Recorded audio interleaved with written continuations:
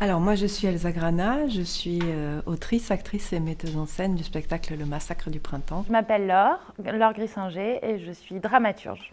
On a créé une forme en fait pour pouvoir les jouer dans les établissements scolaires, dans les lycées et dans les collèges à partir de la classe de 4e ou 3e. Donc là ce matin on va faire quelque chose d'un peu particulier avec vous puisqu'on est dans une salle de classe. Mais du coup vous n'êtes pas là en position d'élève, vous êtes en position de spectateur, de spectatrice. Vos réactions sont bienvenues. Vous pouvez rire, vous pouvez pleurer. Ce qu'on travaille aujourd'hui avec les jeunes, c'est sur la question de deux pôles d'un même mot, pour cette notion de jeune aidant, qui est composée de deux mots, être jeune et être aidant. Les ateliers permettent vraiment de faire une sensibilisation des jeunes, mais aussi de l'équipe éducative et pédagogique, pour en fait penser à un accompagnement de ces jeunes aidants au sein d'un milieu dans lequel ils sont énormément, qui est l'école.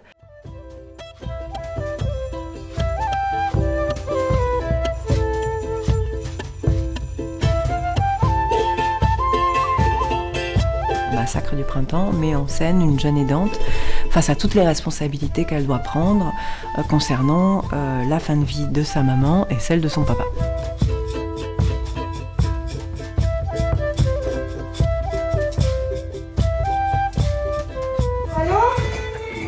Mais enfin, vous vous attendiez à quoi hein, on dirait que vous le découvrez, non mais depuis le début, elle est condamnée à un stade 4, petite cellule. Il y a longtemps, on s'est déjà eu au téléphone, tu te souviens?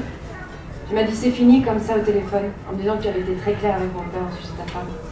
Mais enfin, vous vous attendiez à quoi? On dirait que vous le découvrez. Tiens. Oh, mais sur la figure, ton dos, ça fait du bien, hein? Ça fait du bien, oui, ça fait du bien. Toi aussi, ça fait du bien. Oui, oui, oui, beaucoup d'amour, de l'amour. Tout ça, c'est de l'amour, n'aie pas peur.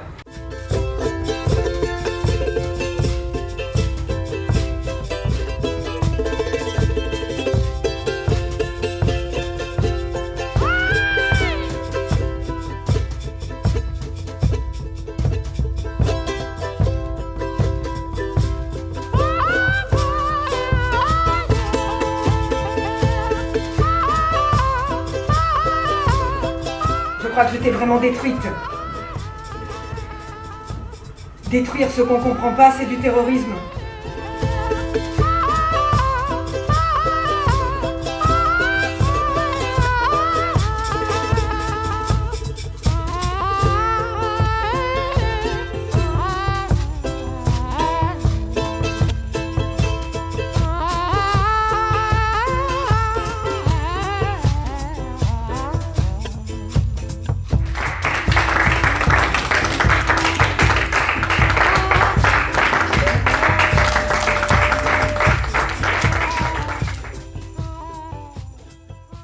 Aujourd'hui, ils ont apporté des idées que je trouvais assez géniales, où ils ont dit mais être jeune, c'est être en transition vers autre chose, vers une nouvelle compréhension du monde, c'est commencer à comprendre le monde des adultes.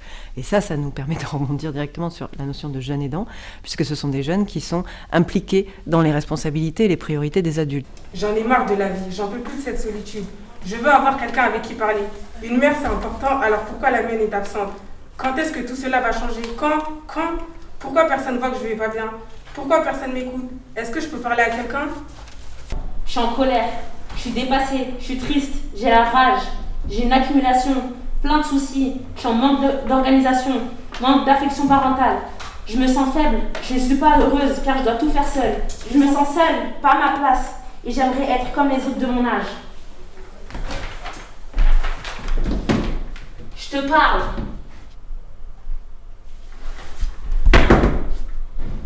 Je ressens un très grand sentiment de trahison, car je me sens abandonnée et trahie sans aucun repère, dû à l'absence de ma mère, Tu sais ce que j'ai appris aussi sur Doctissimo aujourd'hui? Non, dis.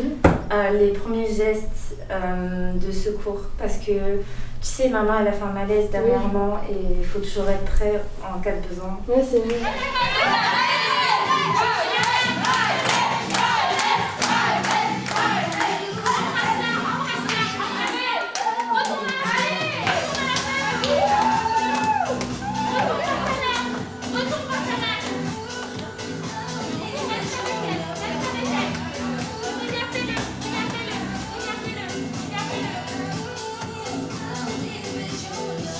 Un jeune aidant, c'est un adulte et un jeune à la fois. Un jeune aidant, c'est une personne qui doit apprendre à maîtriser ses émotions, mais aussi une personne qui fait plusieurs métiers à son âge.